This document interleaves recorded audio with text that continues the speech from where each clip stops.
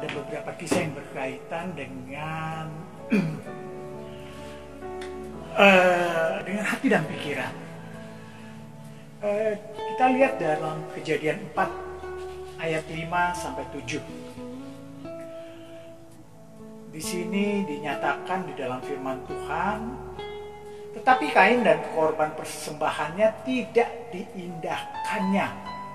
Lalu hati Kain menjadi sangat panas dan mukanya muram.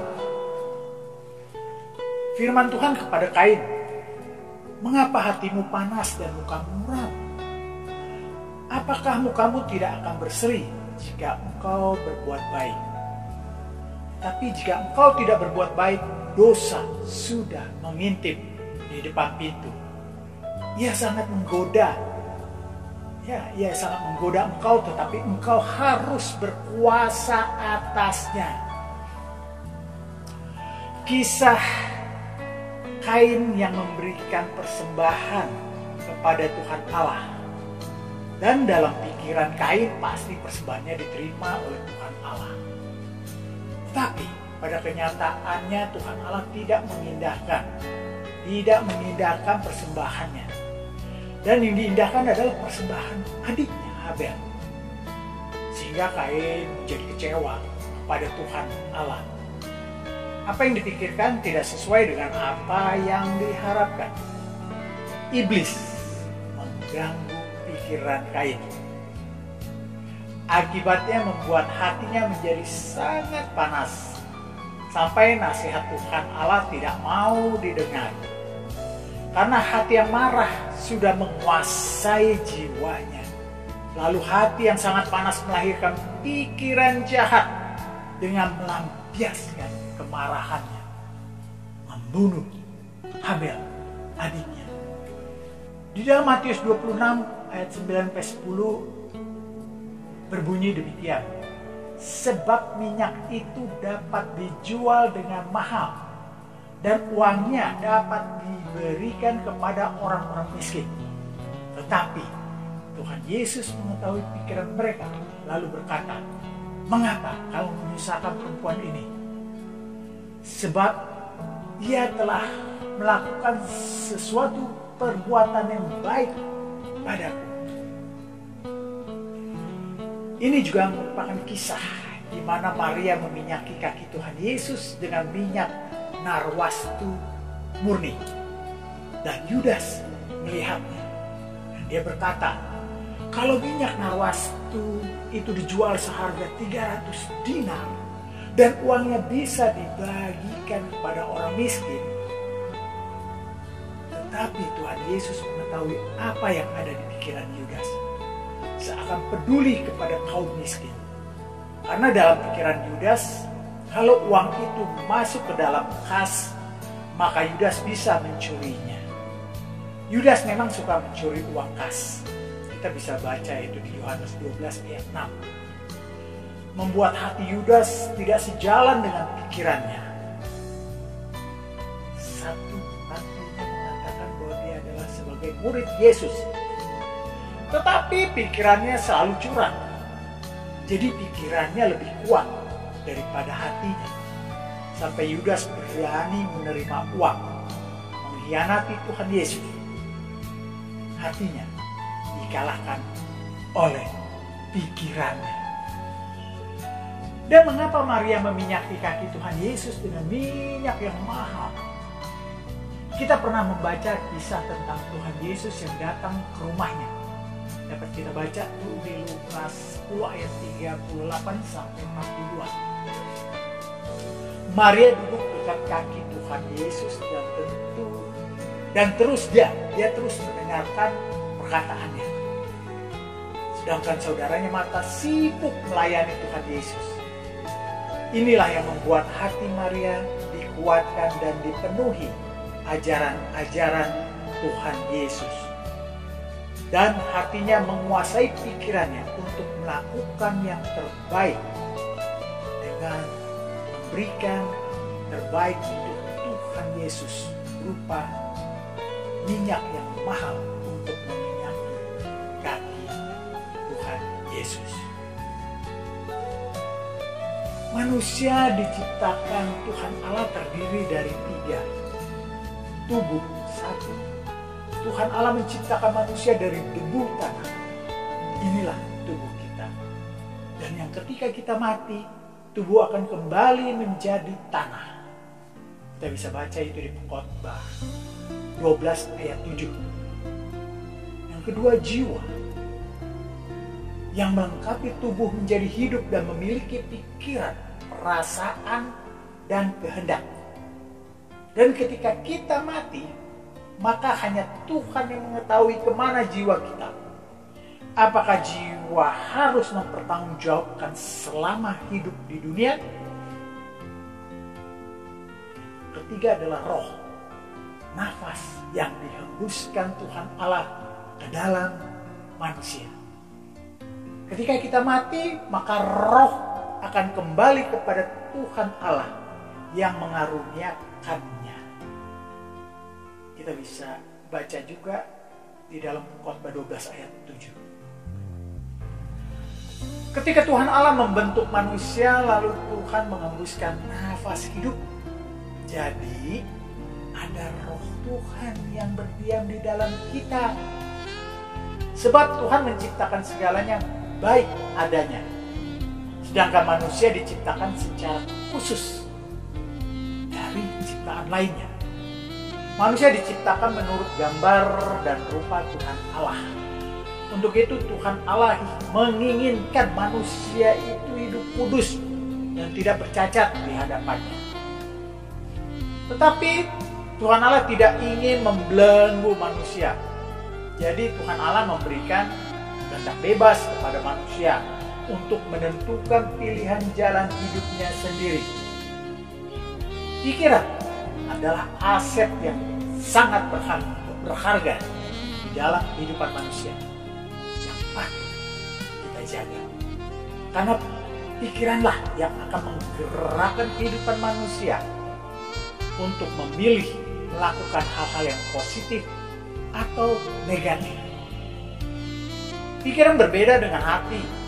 Pikiran lebih menekankan pada aspek logika, sedangkan hati memandang dari aspek emosional atau perasaan. Pikiran yang negatif dapat merusak jalan hidup dan juga kesehatan tubuh kita, dan juga bisa menggerakkan hati menjadi negatif. Tapi jika hati kuat, bisa menguasai pikiran negatif menjadi positif. Saya pernah mengalami suatu ketakutan yang amat sangat di tahun 1988. Ketika saya saat itu bekerja di salah satu lembaga hukum. Saya diperhadapkan dengan hukum yang bisa diperjualbelikan oleh oknum penegak hukum. Dan hukum hanya melindungi kaum upper class. Tumpul ke atas, tajam ke bawah. Setiap hari saya memikirkan keadaan itu. Saya tidak bisa menerima keadaan itu. Akhirnya berkembang menjadi hati yang kecewa kepada keadaan seperti itu. Yang akhirnya saya mulai memikirkan hal-hal yang tidak wajar lagi. Saya memikirkan mengenai kematian. Yang akhirnya membuat saya menjadi ketakutan. Ketakutan. Karena saya memikirkan pikiran yang bukan-bukan. Bagaimana kalau mati nanti? Bagaimana kemana? Dan itu terus-menerus menguasai saya. Sehingga akhirnya saya terjebak di dalam pikiran yang tidak benar. Yaitu ketakutan dan kekhawatiran. Menjelang malam saya menjadi takut. Walau suasana ramai suasana, banyak orang. Tetapi bagi saya itu menjadi menempel di pikiran saya. Ketakutan, terus ketakutan. Apabila ada rasa ngilu atau rasa sakit di tubuh, padahal mungkin Tidak seberapa, tapi saya menganggap itu adalah suatu penyakit yang parah. Dan membuat akhirnya saya menjadi sesak napas dan juga kesehatan menjadi terganggu.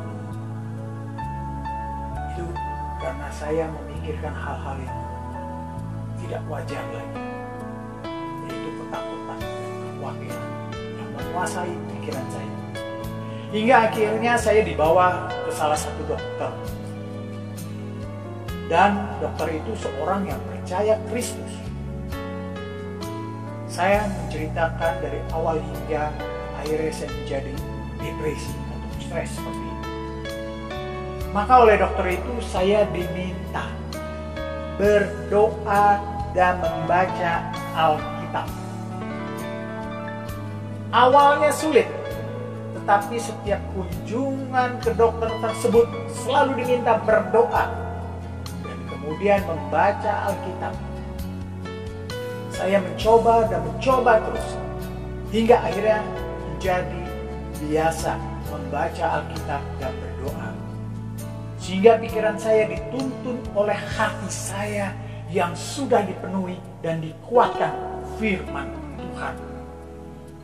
Membuat jernih pikiran saya.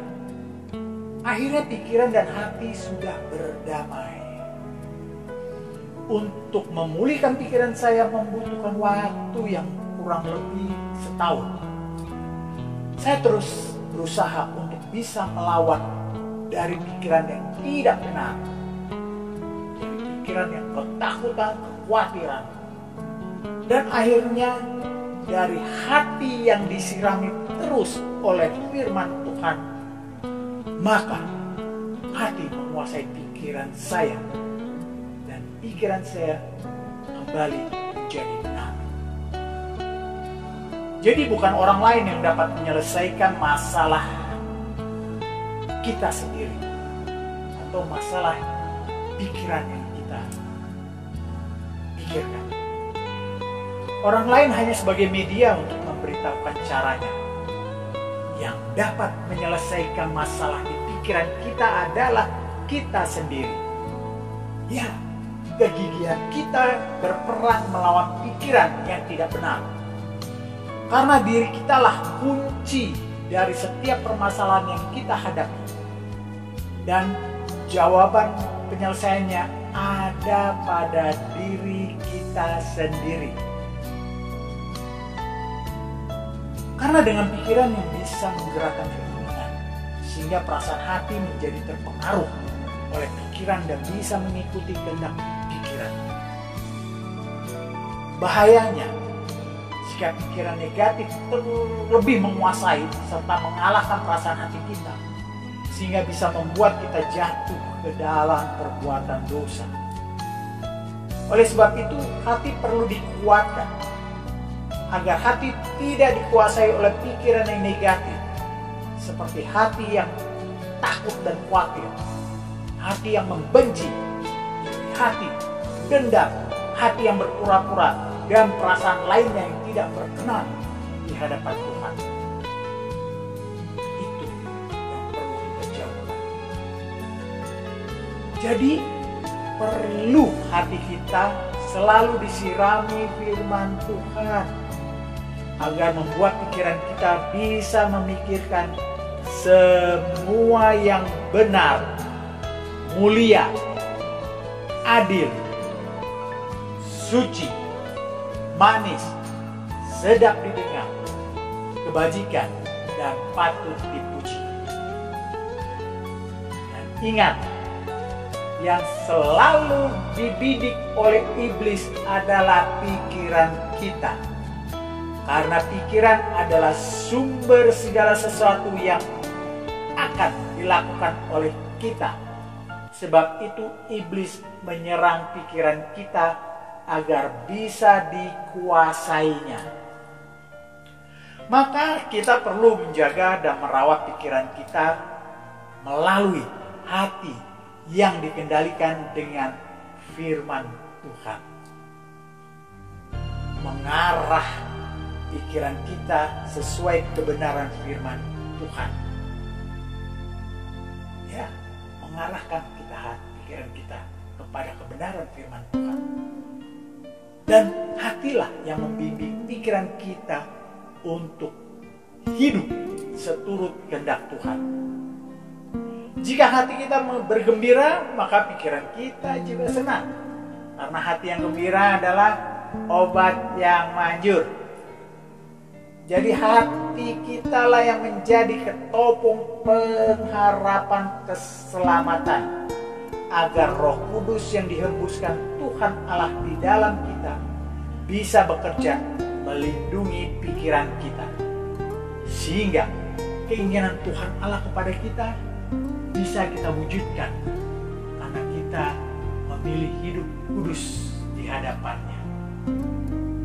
Jadikanlah pikiran dan hati kita sejalan, yang dipenuhi sukacita dan ucapan syukur kepada Tuhan.